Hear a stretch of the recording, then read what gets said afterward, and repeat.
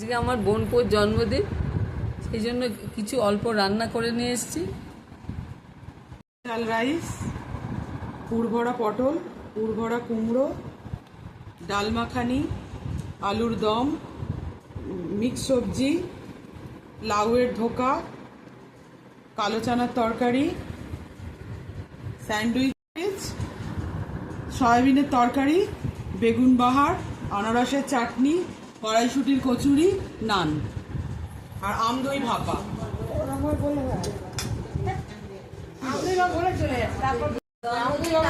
আজকের জন্মদিন সোমবার, সোমবারেতে আমাদের ভাত টাত খাওয়া যায় না, সেই জন্য সমস্ত সেই জন্য খিচুড়ি আর রাইস করেছি সামাদানা। বলবো না তো বলেছি, যা বলবে